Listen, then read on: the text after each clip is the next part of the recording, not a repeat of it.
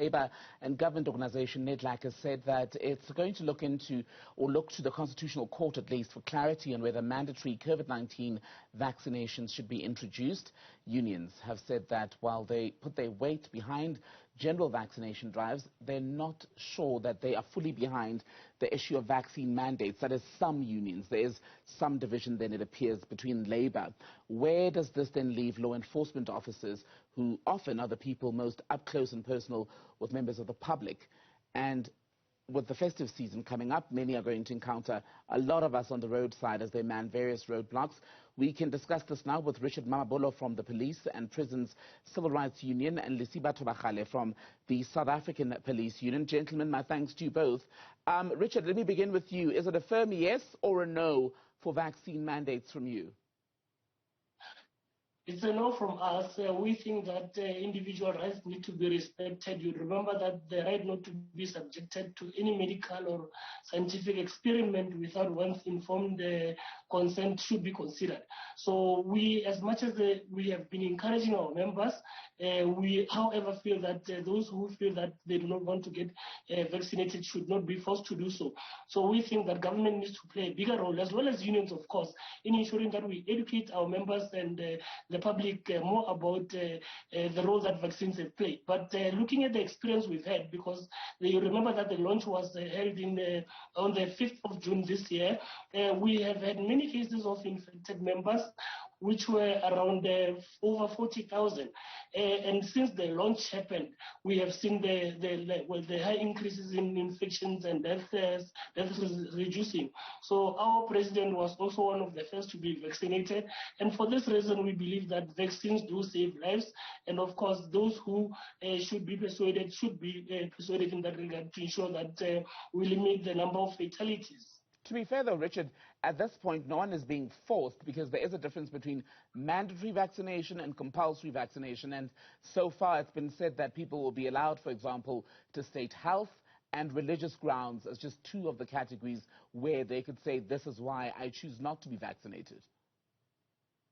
Yes, of course, and police, of course, are members of the Republic of South Africa. The Constitution does apply to them as individuals, and whether they feel as to whether they want to vaccinate or not, on the basis of whatever provisions they've got within the Constitution, it is their personal right to do so.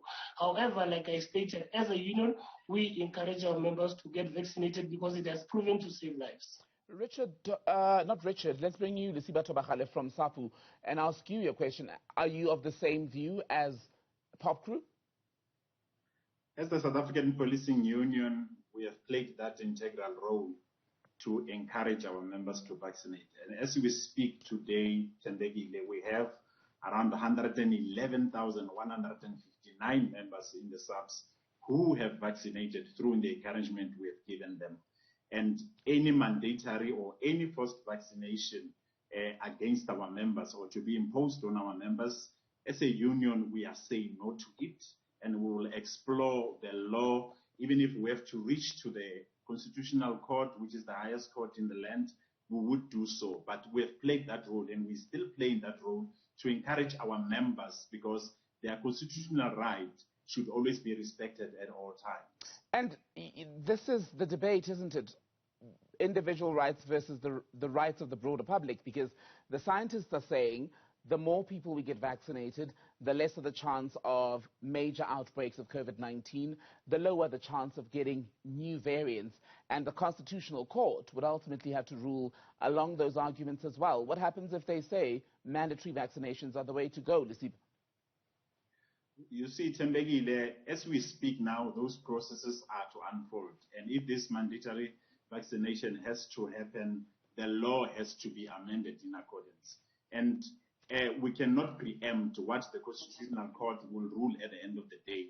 But we are putting our position to say it is our strong belief that members should not be forced to vaccinate. And if that happens, then whatever that the Constitutional Court would rule, based on what we would have argued before them, then we would take it from there. We cannot preempt as it stands now.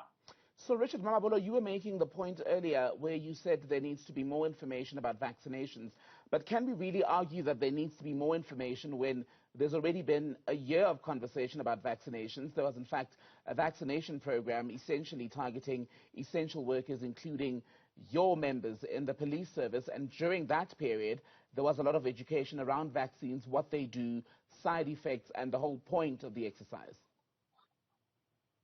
Yes, as much as there has been information about vaccinations, there has been counter-information as well. You remember that there are a lot of fake stories that are circulating within the social media platforms, which of course have actually had an impact on the number of people who actually do get vaccinated. So it's quite important that government also as well focuses on that in ensuring that there's a clear understanding around how these vaccinations are actually going to assist these members of the public and of course our members within the SAPS. It cannot be that members are then coerced into taking certain decisions that they are not clear of. So there's an issue of clarity here which needs to be focused on, and that is where we believe government should intervene. But as well, we're not sitting back and saying government should do everything.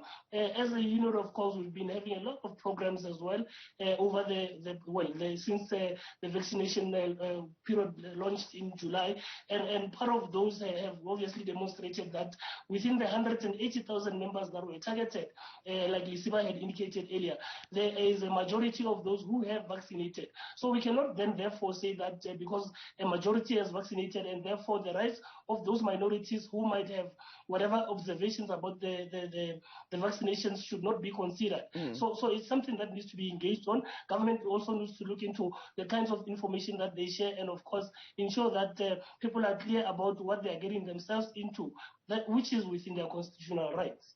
Let me come to you, Lesiba. We're going into the festive season. In a few weeks, your officers will be fanned out across the country, manning roadblocks, going into areas where they'll be enforcing curfew restrictions and the rest of it.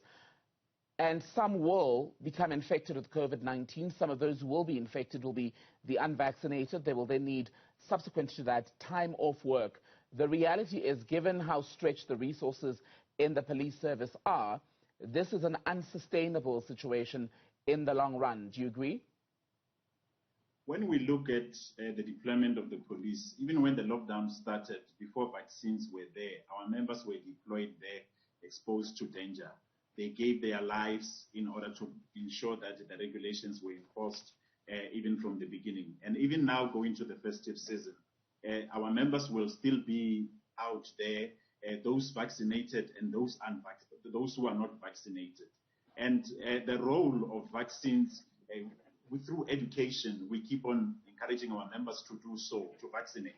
But the role of vaccinations, it protects our members up to a certain level. And we keep on saying to them that it is good for them to vaccinate.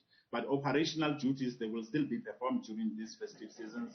All the duties that they are to perform, they will ensure that they execute them even during this period, whether they are vaccinated or not vaccinated. And even the impacts thereof, some obviously who are vaccinated and those who are not vaccinated, they may get infected because it is not 100% proof to say that they would be fully protected. So we keep on encouraging them to say, let them vaccinate, but it does not yield their responsibilities which are contained within the Constitution for them to protect the inhabitants of the Republic and their property. So, Lesiba, do you think the fact that your members then are essential service workers, they are police, first responders in the true sense, that puts them under increased pressure than, say, someone who works in retail, someone who works in another industry, let's say in a hotel, to get vaccinated? If you remember correctly, even when the lockdown started, we had an outcry to say the police officials are supposed to be, actually in a sense, they are supposed to be recognized by government as the frontline workers because they are like the healthcare workers. And doing policing, you are doing it in contact. It is a contact type of a service because if you have to arrest somebody, obviously somewhere in one way or another, you have to apply minimum force, which requires physical contact. Our community service centers, they welcome everybody who needs the police services to come there and be assisted. So that in its sense, it is a physical contact. So definitely it is true that our members, even from the beginning of COVID-19, they were exposed to the dangers of being infected with COVID-19. That is why the role of vaccines we recognize it fully, and we keep on playing our role to encourage them and even to increase education on their side that they should vaccinate. Lesiba, do you think that the nature of police work and the category of work that's done there adds more to the reasons why there should be vaccination? The type of... Not Lesiba, beg your pardon, Richard. Sorry. Yeah, look, I think, like I said earlier on, when the vaccination process started within the SAPS, we already had about 32,000 infections and 672 deaths. So since then, there has definitely been scientific evidence to prove that vaccinations do work and they do save lives. So we think they are quite important. But however, this again should not overlook the fact that individuals have got their constitutional rights. I think that's the point really. So the point is that you cannot then, because of what has been happening, overlook certain rights, because I think we've got multiple experiences wherein rights are eroded across different governments in the world, really, where rights are eroded in such a manner that one leads to the other erosion, and of course, at the end of the day, people do not have any form of rights. So it cannot get to that situation where the rights which are stipulated within the Constitution are eroded on the basis of some of the views that perhaps the majority might have. Thank you so much, Richard Mamabolo, Lesiba Thobakgale. Good to speak to you both, gentlemen, representatives from the country's policing unions, talking to us about the discussions that are going on in the country currently about mandatory vaccinations. Thank you for your time. Thank you. Okay, we're going to move